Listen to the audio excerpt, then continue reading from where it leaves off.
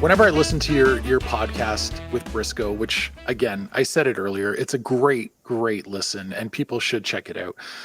I don't think I was aware, John, how much of a historian you are for the industry. And I'm wondering, were you always that way? Were you like when you were a young fan before you broke in the business, were you a guy who just followed as much as you could? Did you learn about it as you proceeded through the business? Did you learn about the old days in retirement? Where did that come from?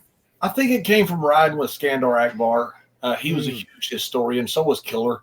Not as much as Ak. Ak was, man, I could tell you any high school football team's quarterback in the state of Texas. Ak was this guy. I don't know how many hours he had in the day, but he had more than I did. But he could tell you the history of Bronco Lubitsch, and who was still there when I was there in Texas, and so many of these old guys. I just found it fascinating.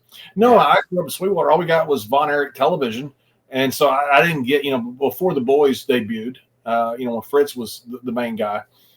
So no, I didn't have access to anything. Obviously there weren't dirt sheets, and if there were, then I had no idea how to get one. I just kind of fell in love with the business. Then I went to Japan, and I saw the great history, of Inoki and Baba and all these incredible matches that it had. The Jumping Bomb Angels, in the 80s when these women were selling out, glamour girls were selling out massive arenas.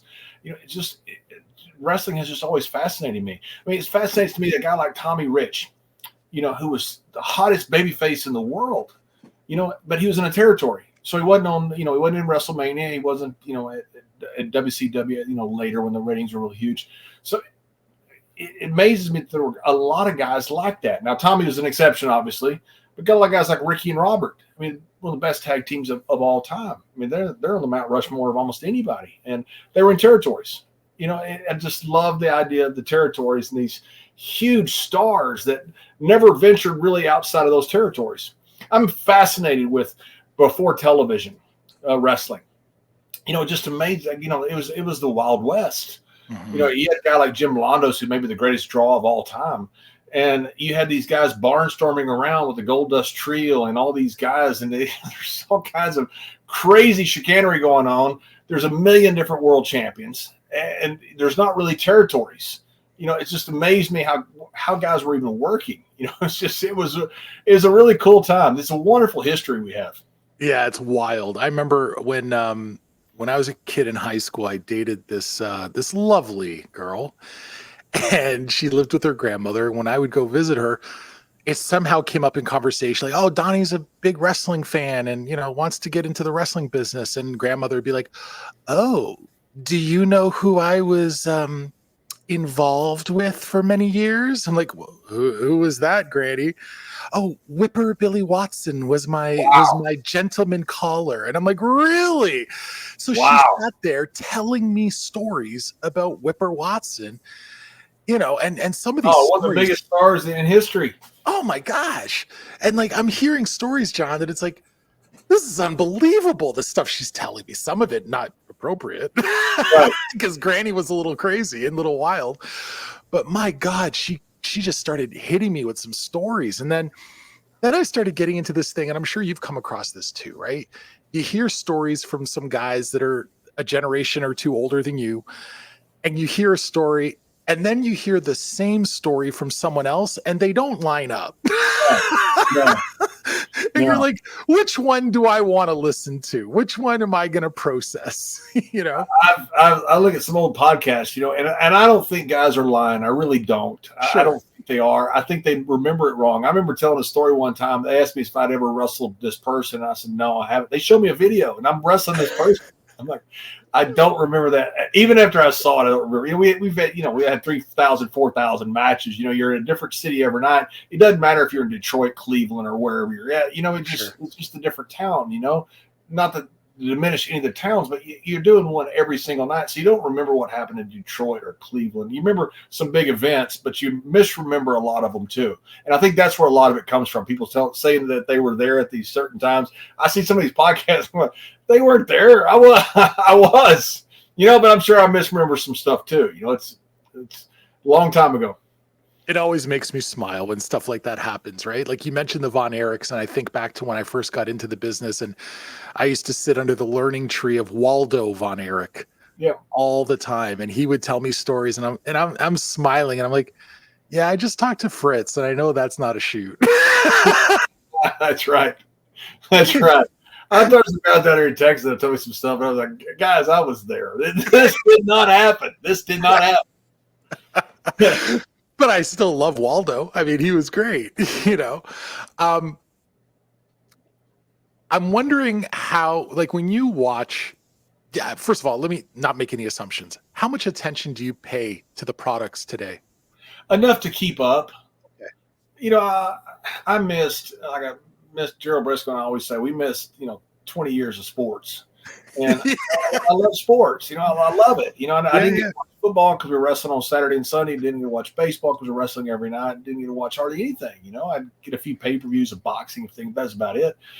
I really enjoy watching sports. I bet on sports. I have a certain amount. It's not like it's a hobby to me, and I love it. I have a lot of fun doing it. So when I have a free time, if I get a chance to watch my Texas Rangers, I watch them.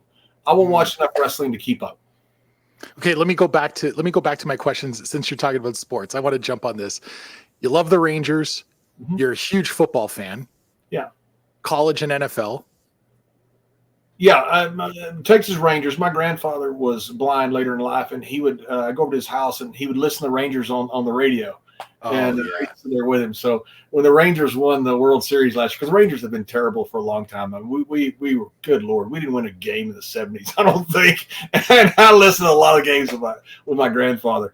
But I'm a huge Texas Ranger fan, and I was so happy last year when they got a little bit lucky, got on a roll, and ended up winning the World Championship. But I grew up with Roger Staubach and Clint. I say Clint Longley. He's one that punched Staubach from Abilene Christian where I went to college. But I grew up with the Cowboys with Tom Landry and those guys. That's all we got in West Texas was that. We got just the Dallas Cowboys. We didn't have ESPN back then. Texas Longhorns was always my team. I remember Darrell Royal and Earl Campbell. I mean, Earl Campbell was he was God's gift to football, man. He was a man. I still think there's something very romantic about a hot summer night sitting outside listening to the radio of the call of a good baseball game. Like it. There's nothing like good baseball radio. It's just fun to listen to. It's one of the things that still transcends today and works on radio, right? Who's the guy for Sunday Night Baseball? Is he a Dominican that calls the games? Man, he is the best in the world. Oh yeah, I know exactly who you're talking about. I feel bad I don't know his name. I'll try to find his name. When you were a kid, obviously football in Texas is religion, but with your size, was basketball ever of interest?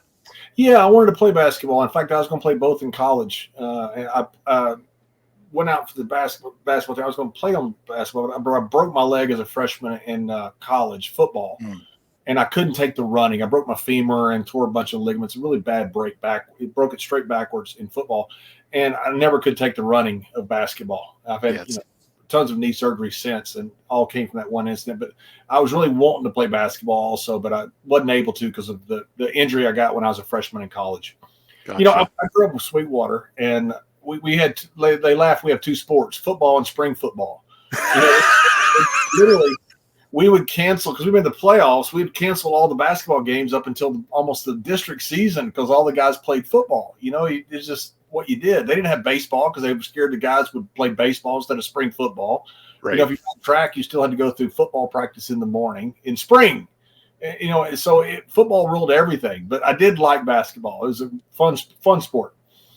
It was definitely the sport that I love to play the most and the sport that I've coached for 2 decades. So when I see a guy with your stature, I just think, man, there must have been a basketball coach just salivating to get his hands on you.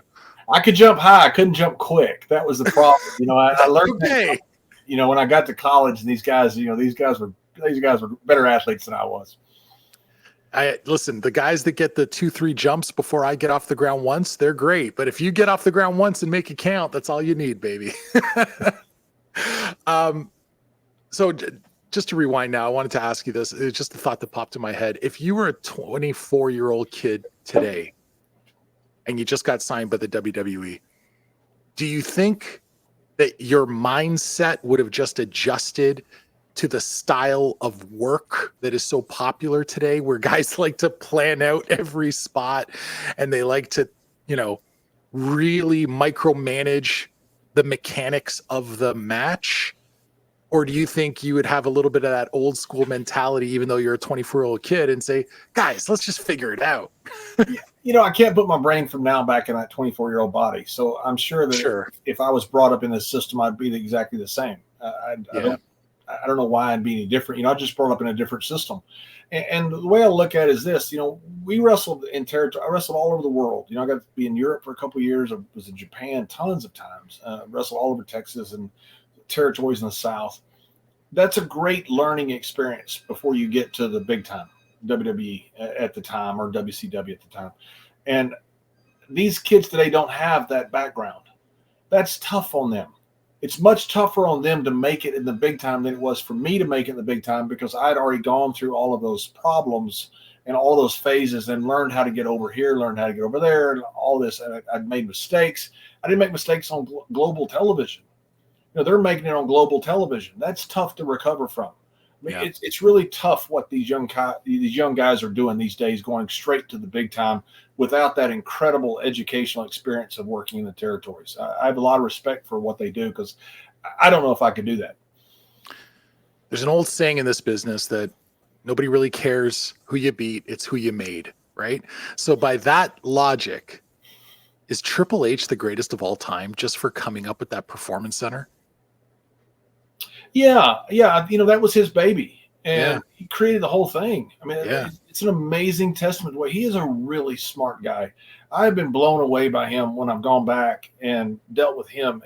And the smart guy is always the guy who asks the question that you wish you had. That's very simplifies everything. Triple H is like that. I'm really impressed by that guy. He's the only guy I know that could have taken over for Vince. The only guy in the world. He was trained by him. He's a smart guy. Triple H also, you talk about putting guys over, his WrestleMania record is terrible. People don't realize that, because he put so many guys over.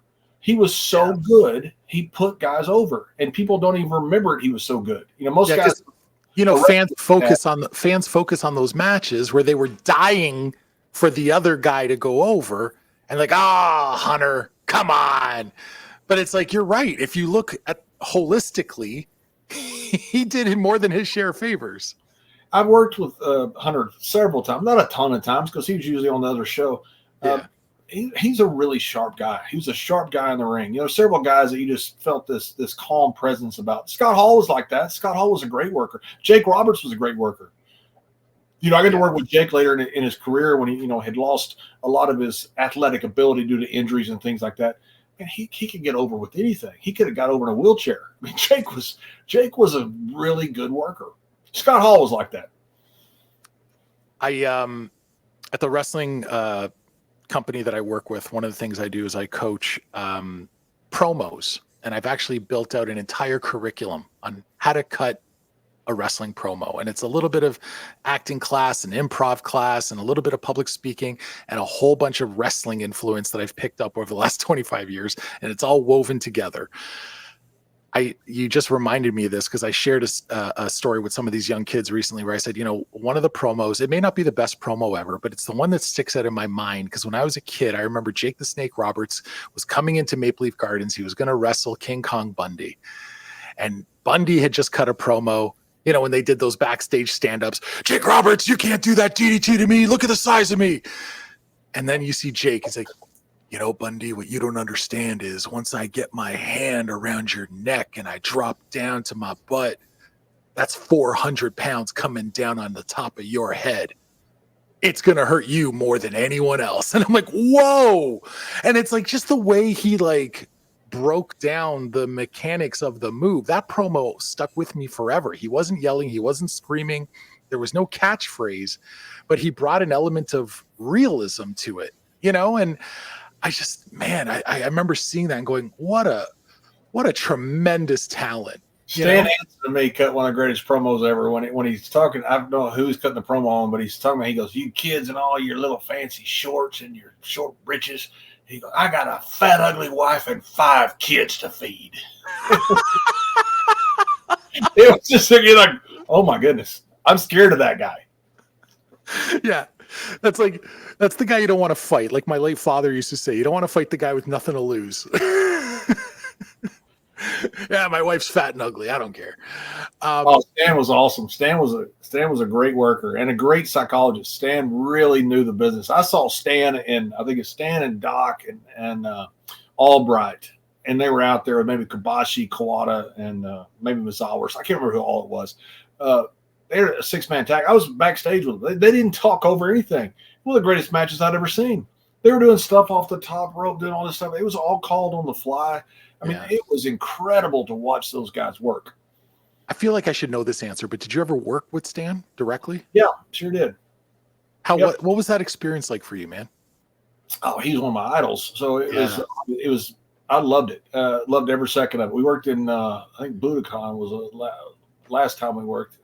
Seeing Stan come out with that crazy rope and stuff, and all of a sudden you realize he knows he's coming for you. That it's a little unnerving. It was actually great. I mean, we beat each other half to death. I come back and Stan sitting there. We're dressing by each other, and I come back, sit in the dressing room, and we beat each other to death. And he put one on me, and I sat there. He goes, "Well, that was fun, Johnny. Want to go have a drink?" Yes, I do, Stan.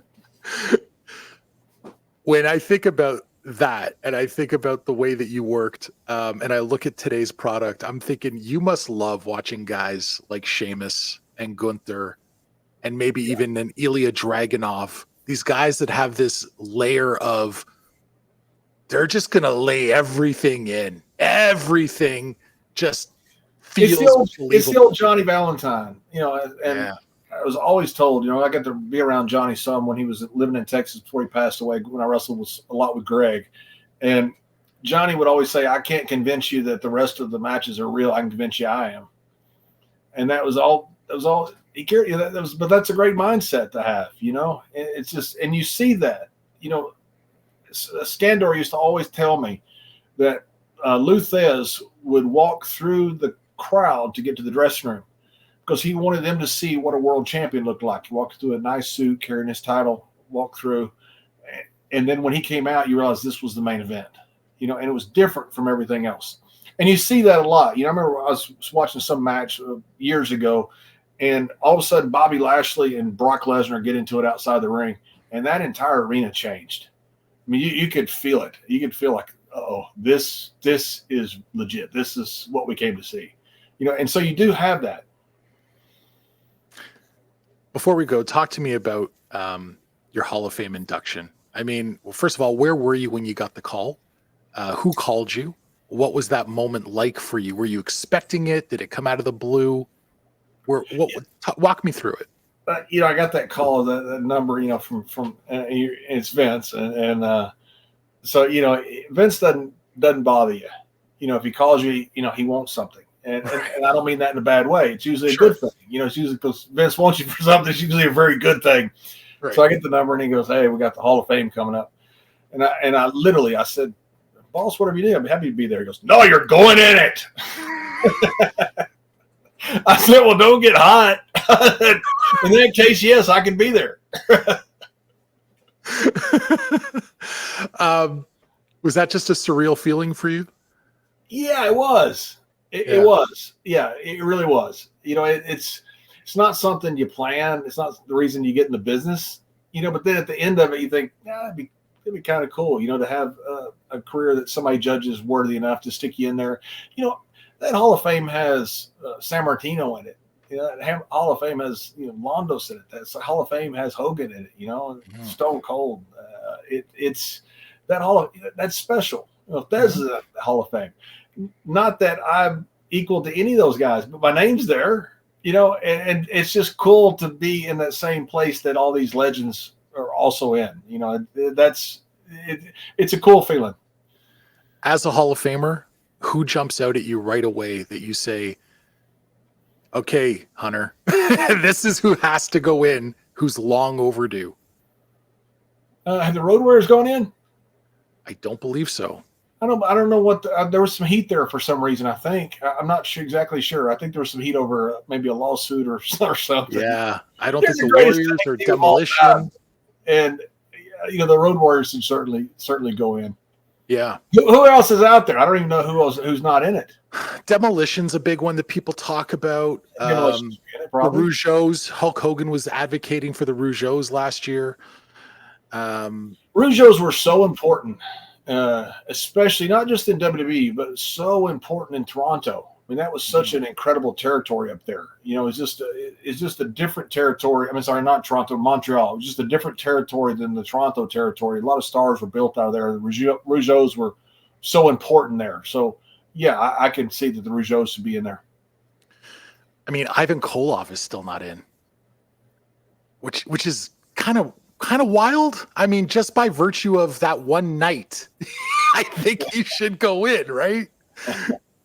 I don't know. Maybe I'm crazy. I just think if you're telling the story of Bruno, you kind of have to include Ivan. Am I nuts?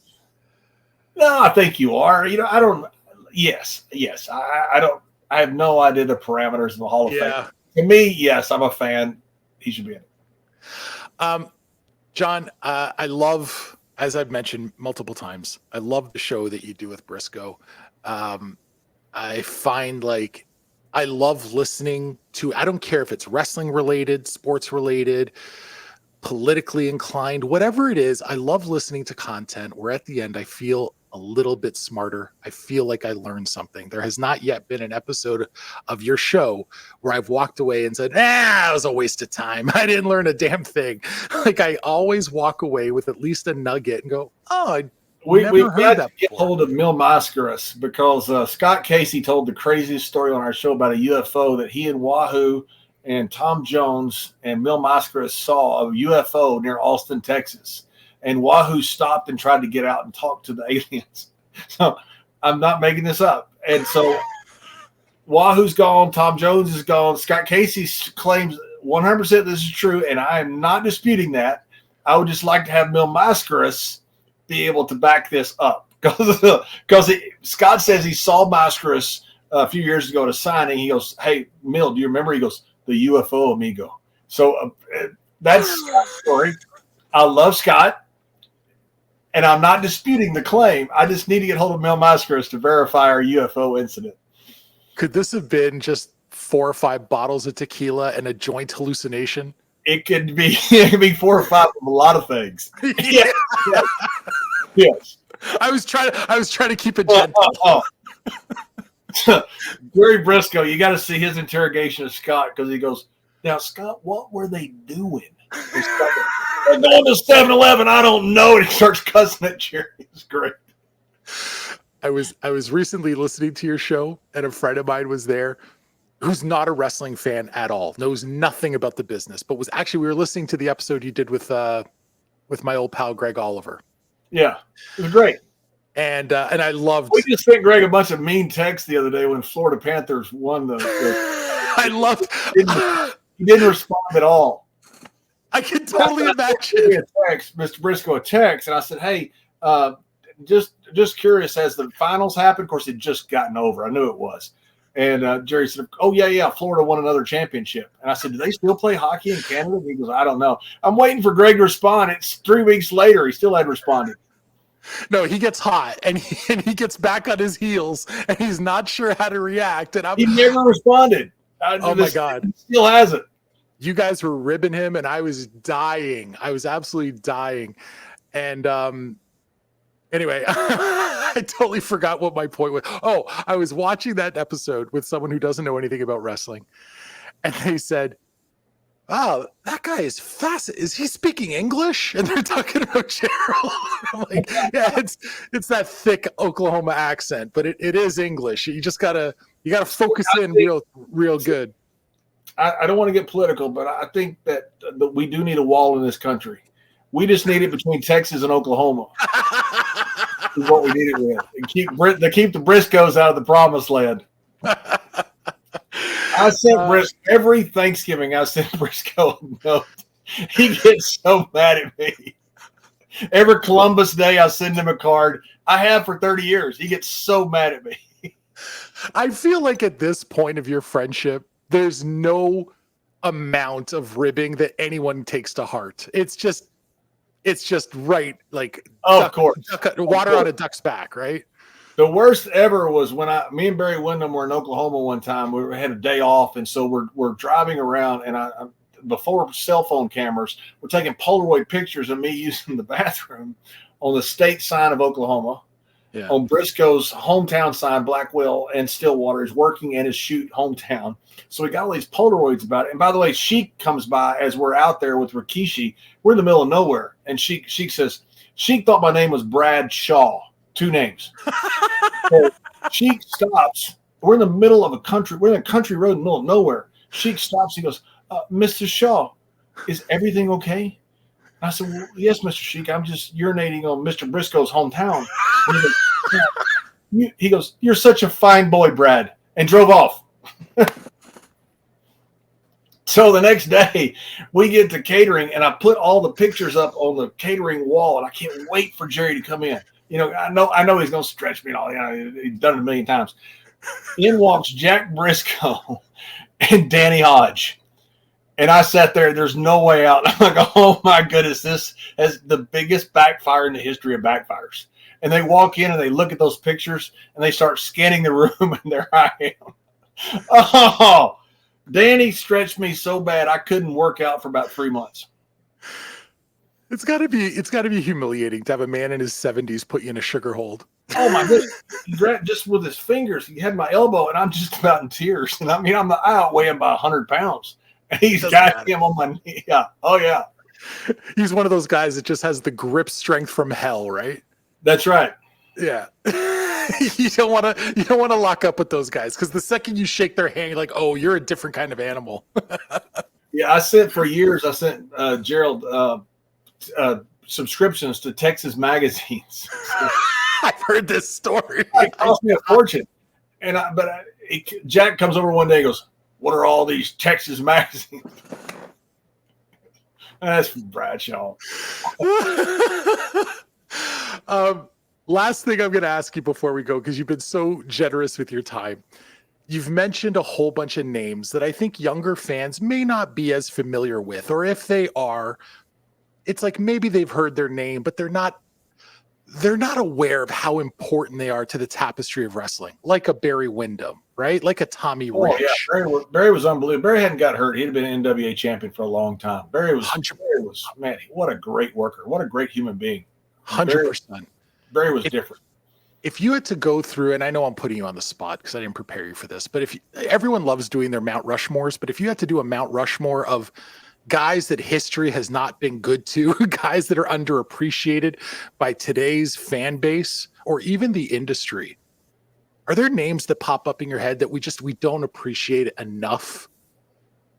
You know, I think people are starting to appreciate Barry Windham more. I don't know if it's kind of becoming people are starting to realize how good he was. Barry Windham was on a different level. You know, Magnum TA was on a different level. Magnum was Stone Cold before Stone Cold.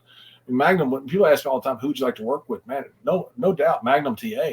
That guy was incredible babyface. He could have carried that company if not for that car wreck. Yeah. I think the biggest miss is an old one. I think it's Jim Londos. Oh, wow. The greatest draw of all time was Jim Londos. Golden Greek. Even close. I think more than the thing is you're comparing great to greater. So it's not like it's a shot at Hogan that you say Jim Londos was a bigger draw. Hogan was maybe the second biggest draw. If Londos was first and Stone Cold right there with him, I don't know which one is which. These guys are all great, but Londos may be the biggest draw of all time. And Londos was incredible. I mean, he transformed, he saved the industry in so many different ways. After Wayne Munn, and Stanislaus Zabisco had that screw job in 25 or 27, whenever it was, the business could have gone south. No one wants to be champion during bad times. You had Londos was champion during the Depression and was still selling out arenas. I mean, Londos, to me, he really brought wrestling into the TV age. And pretty much you had Gorgeous George was the anti-Jim Londos, which I think was a big thing. George became obviously the greatest heel of all time. That's a fantastic call. The one I'd throw out at you would be, and I know this is going to sound weird to people that know the industry inside out, but when I listen to fans talk today, man, they talk like Bruno Sammartino was just a guy. He was just a plug, and he just happened to be right place, right time.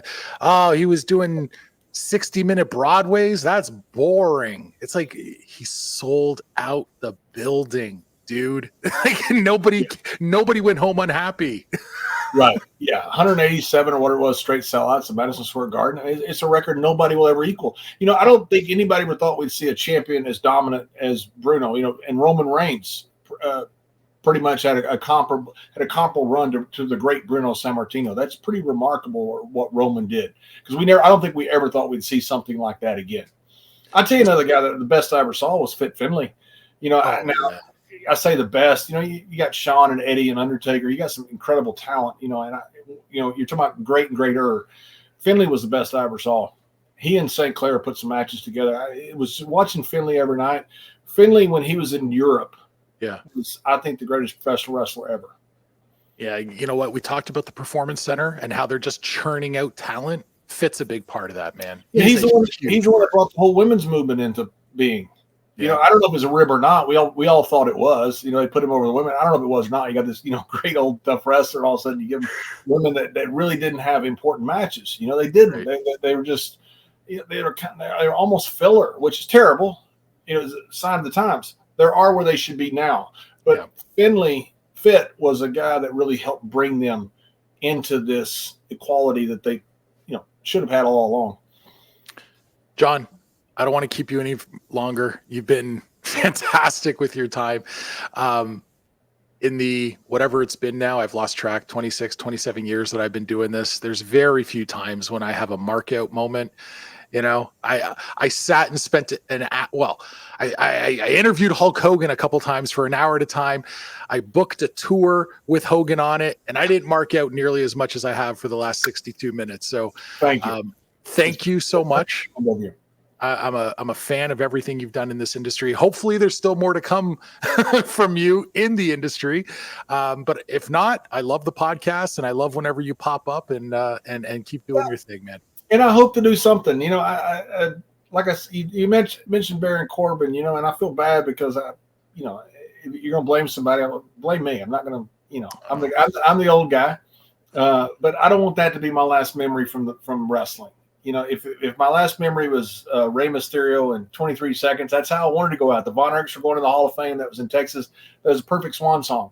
Then I came back and it didn't work. I don't want that to be the last. So I don't know what I'm going to do. I have some ideas, but hopefully that won't be the swan song. I think you should text Triple H real quick. What do you want? You're old. You text from a rotary dial telephone. Just one more run, brother. That's all I need. One more run. We're gonna wrap this thing up with a bow. That's something. I don't know what it is. Something. John, thank you so much for your time. Thanks, Donnie. Appreciate it.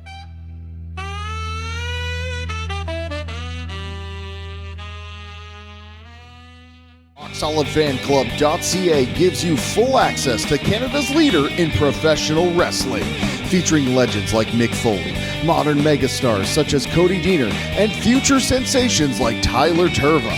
RockSolidFanClub.ca offers exclusive series, podcasts, live streams, specials, and full events, all for less than $9 a month. Sign up today at RockSolidFanClub.ca, where real fans get it.